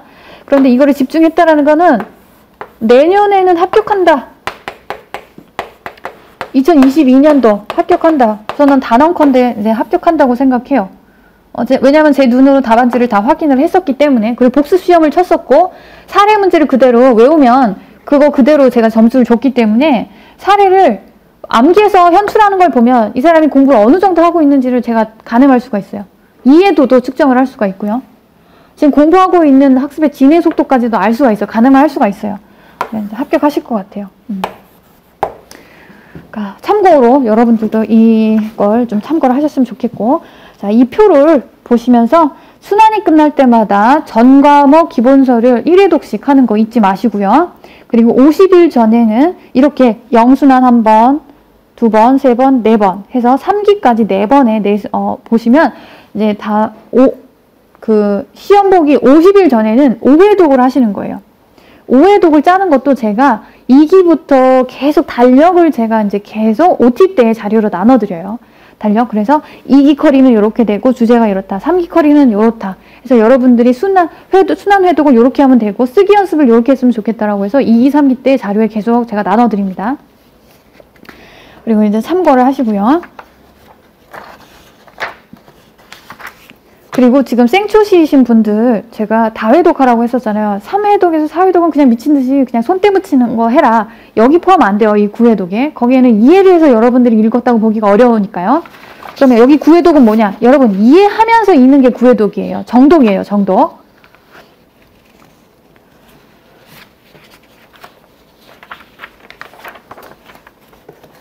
자, 그리고 이제 6페이지 보시면 종합해가지고 요거를 이제 종합적으로 보시면 돼요. 자, 초심자는 더닝크루거 효과를 이제 경계하시고요. 뭐든지 다 할 수 있는 자신감은 좋습니다. 그러나 여러분들이 정보를 취합을 해가지고 자기 자신을 분석하고 이 시험의 판도를 분석하는 게 되게 중요합니다. 그래서 이제 더닝크루거 효과 극도로 경계를 하세요. 인지 편향 오류니까요. 오류를 일으킨 거니까요. 그래서 무경험, 무지, 무지의 위험성 경계하시라. 다음에 합격 수기 방법의 이제 목적 효과를 인식해서 실행의 당위성을 이제 부여해야겠죠. 안 돼도 한번 해보는 게 중요해요. 지금 시행착오 겪지 않으면 여러분들이 2, 3기 때 시행착오를 겪게 돼요. 2, 3기 때는 신기하게 여러분들이 하기 싫었던 것도 하게 돼요. 시험 앞두고 어쩔 수 없잖아요. 그때는 하게 돼. 어쩔 수 없이 초인적인 힘이 발휘되면서 막 하게 되는 순간이 오게 되거든요. 그러면서 후회를 합니다. 아, 이 사실을 내가 연기 때 알았더라면. 예, 그렇게라도 알면 다행이죠. 예. 그런데 초시이신 분들은 미리 그렇게 말씀을 드리는 거예요. 경계하라고. 다음에 이제 전기간 계획으로 시험 전날까지 상황을 시뮬레이션을 계속해요. 이제 가상으로 여러분들 머릿속으로 계속 생각을 해봅니까? 시험 전날 내가 노동법을 1독을 다 해야 돼. 그런데 지금 그냥 초시이신 분들은 1독을 하는 게 어떤 건지 모르고 양이 뭔지도 모르겠고 내용이 어떤 건지도 모르니까 가늠이 안 돼요. 근데 다년차이신 분들도 그 중에 전부 다 이게 되는 분들이 있다고 보여지지 않아요. 그러니까 전년도에 계속 불합격하고 그런 거니까요. 그러니까 요번에 올해 시험을 치시는 다년차 분들은 지금 현재로서는 이 강의 특강을 거의 안 들으실 건데 추후에 합격자 발표 나고 나서는 이 특강을 듣게 되시면 바로 계획을 세우셔가지고 실행을 하시는 게 필요할 겁니다. 예, 그래서 명확한 시기별 정량 목표를 설정해서 달성도를 항상 평가를 하시고 자기 자신을 독려하거나 채찍질하는 노력이 필요해요. 그리고 오늘의 공부량을 채우지 않으면 내일의 공부량을 채우더라도 완만하게 우상향한다는 사실. 자, 그리고 나만의 전략 계획을 할 때 고려할 요소는요. 여러분들 회독 속도를 일단 체크를 하셔야 돼요. 내가 다독형인지 정독형인지. 여러분 원래 다독형이신 분들은 조금 디테일을 가해서 암기하는 거에 좀 신경을 쓰시면 되고요. 정독형이신 분들은 다독형으로 전환을 하세요. 제가 퍼펙트한 정독형이에요. 퍼펙트한 정독형. 그냥 암기하다시피 정독을 하는 아주 비효율적인 공부. 그러니까 이런 사람들이 고등고시를 공부하게 되면요. 시험 보기 직전에 디테일한 것까지 전부 다 머릿속에 이고 가야 되니까 불합격할 확률이 높아져요. 근데 모든 시험이 다 마찬가지니까 조금은 내려놓고 좀 다독형으로 해가지고 내가 이걸 알아 몰라에 집중을 해서 회독을 하시는 게 좋습니다. 그리고 체력이 내가 약체인지 강체인지 좀 종종 아프신 분들이 많아요. 그게 이순환에 들어서 좀 많이 아프세요. 정신적으로 이게 연결이 되어 있다 보니 그리고 심신이 쇠약해지는 건데요. 마음이 힘들어지면 몸으로 이게 다 발현이 됩니다. 발현이 돼요. 그래서 여러분들이 몸이 아프다라고 하면 굉장히 안타까운 게 정신적으로 지금 힘든 시기를 보내고 있구나라는 예측이 돼요. 예측이 되니까 정신적으로 이제 건강하려면 계획을 세우는 게 또 중요하고요. 그것을 여러분들이 다스리는 어떤 여러분들을 제어하는 장치가 지금부터 마련될 필요가 있어요. 저는 그러한 제어 장치를 충분히 마련을 해둔 상태에서 합격한 해에 이제 완벽하게 수험 생활을 치렀다고 저는 자신 있게 평가를 하고 있거든요. 자, 그래서 이제 자신의 체력, 저는 체력이 약했는데 운동은 전혀 하지 않았어요. 그 시간을 그냥 시험 치고 그냥 죽자, 그냥 시험 치고 죽자, 그 생각으로 병원을 다니는 한이 있어도요. 공부 시간을 희생시키지는 않았어요. 근데 물론 좀 운동을 해야지 이제 공부가 좀 되시는 분들도 있기 때문에 절대적인 사항은 아니고요. 참고하시면 돼요. 특히 운동을 전혀 하지 않았는데 수험생활 시작하면서 하시려는 분들한테는 전혀 권하지 않아요. 만약에 지금부터 수험생활을 하시는 분들은요. 한두 달 한다고 해서 체력이 만들어지지 않아요. 여러분들 수험생활 하기 전에 한 6개월 전에 만들어 놓으셔야 돼요. 적어도 반년 정도는. 만들어 놓은 상태여야 하고요. 그런 상태에서 공부를 하시면서 이걸 줄이는 거예요. 여러분 시험 보기 직전까지 체력 보강한다고 막 운동하시는 거는 전혀 권하지 않습니다. 그 다음에 과목 단위로 이제 완성형인지 전 과목 병행형인지도 좀 체크를 하시고요. 왜냐면 달라지겠죠. 2주 안에 한 과목을 전부 다 1회독을 해야 하는데 여러분들이 나는 하루에 한 과목을 보는 게 집중력 차원에서 효과가 떨어진다라고 하시면 하루에 뭐 2과목, 3과목, 4과목을 잘라가지고 하루에 노동법은 몇 페이지, 인사는 몇 페이지, 그리고 행정쟁송은 몇 페이지, 선택 과목은 몇 페이지 해서 하루 동안 4과목을 전부 다 보는 전략, 3시간씩 나눠서 하시든지 그런 전략을 하시던가 아니면 한 일주일 동안은 노동법 보고 아니면 한 2주일 동안은 노동법만 보고 이렇게 하시는 타입인지 지금 영순환에는 그거는 차이가 없어요. 차이가 전혀 없어요. 왜냐면 영순환 강의를 여러분들이 다 들을 거니까 평일반은 또 그래서 그거에 맞춰서 평일반, 주말반이 나눠져 있는 것이죠. 영순환은 관계가 없어요. 하지만 순환이 좀 뒤로 갈수록 2, 3순환은 명백히 이제 주말반밖에 없고요. 그다음에 1순환까지도 평일반, 이제 주말반이 나누어지는 선택을 할 수가 있어요. 계획을 할 때도 이걸 반영을 해서 계획을 세우시고 다음에 나만의 전략계획시 준수사항은 맨 뒷페이지에도 제가 강조를 해놨기 때문에 뒷페이지로 가름을 할 거고요. 6번을 먼저 보시면 이제 인문특강 안내를 제가 해드릴게요. 이제 8월 말인데 이번 달 말이고요. 21년 대비 이제 30회 공인노무사 시험을 치른 바로 다음 날이에요. 화요일. 24일 화요일하고 수요일에 우리 이제 초시이신 분들을 위해서 인문특강을 할 겁니다. 이제 노동법은요, 다른 법학하고 살짝 달라요. 살짝 다르고, 조문도 적어. 그런데 막상 풀려고 하면은 또 안 풀리고 조금 뭔가 모호한 부분이 있어요. 왜냐면 이 노동법이 사실은 중간법적 역할을 하는 부분들이 있어요. 이 노동법은 사실은 좀 혼합법 같기도 하고 공법과 사법의 중간 영역에 있어요. 그래서 노동형법도 약간 가미가 되어 있고요. 그리고 또 약간 사법적으로 이제 계약이다 보니까 근로계약 그리고 단체협약 같은 건 성질이 계약입니다. 그러다 보니 이 민법적 성질을 여러분들이 아는 것도 중요해요. 우리 1차 과목에 민법이 괜히 있는 게 아니거든요. 그리고 제가 민법을 동원해서 원리를 설명하는 부분도 좀 있어요.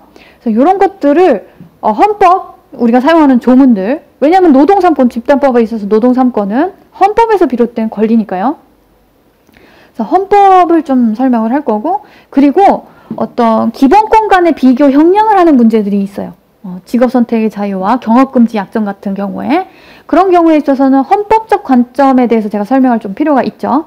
그리고 민법은 의사표시, 그리고 계약, 의사표시를 하면서 계약을 체결하는 거다 보니까 의사표시 하자가 있으면 뭐 취소를 한다거나 뭐 여러 가지 효과가 있겠죠. 그것과의 관련성을 또 언급할 필요가 있고, 형법은 또 왜 하냐? 기본적으로 우리는 노동형법이라고 해가지고요, 벌칙 조항이 있어요. 어떤 특정 조항을 위반을 하게 되면 그에 따른 처벌, 벌칙을 받게 되는데, 그 구성 요건에 대해서 다른 강사들은 전혀 가르치지 않는 걸로 알고 있는데, 뭘 말하는 거냐면요, 고의가 필요해요. 고의. 임금 체불을 할 때도 고의가 필요해요, 사실은. 근데 그 고의, 주관적인 판단 부분을 어떻게 접근을 하느냐. 우리는 위험으로 판단을 하는 경우가 있어요. 추상적 위험이냐, 구체적 위험이냐에 따라서 그거에 대한 디테일한 부분도 설명이 이루어질 것이고요. 그리고 특히나 이런 것은 부당노동행위 파트에 있어서 요긴하게 제가 설명을 해드릴 수가 있어요. 그리고 형법과 관련되어 있어서는 우리 노동법과 가장 관련이 깊은 부분은 업무방해죄, 위력 업무방해죄와 뭐 퇴거불응죄 관련된 쟁점들이 있어요. 위력 업무방해죄와 관련해서도 이번 인문특강을 통해서도 설명을 할 건데, 형법의 원리를 어느 정도 알아야지 사실은 그 죄에 대한 이해, 그리고 우리 왜 쟁행위가 불법 정당성을 상실했을 경우 왜 위력 업무방해죄에 해당이 되는가에 대한 원리를 수업 시간에도 할 거지만 인문 강의를 통해서도 한번 설명을 해야 여러분들이 법학에 대한 어떤 관점, 이 마인드가 형성이 될 수 있다라고 판단을 해서 인문 강의 때 이것들을 할 거예요. 그리고 앞에 보면 노동법적 사고의 시작이라고 되어 있죠. 제가 실무역 사례를 굉장히 많이 알고 있어요. 굉장히 많이 알고 있는데, 그거를 이제 여러분들 좀 재밌게 여러 가지 이제 어떤 근로기준법과 관련되어 있는 부당해고 같은 것과 최근 전합한 연결을 해가지고 제가 맡았던 사건을 설명을 해드리면서 여러분들이 공부를 할 수 있는 기회로 삼으려고 해요.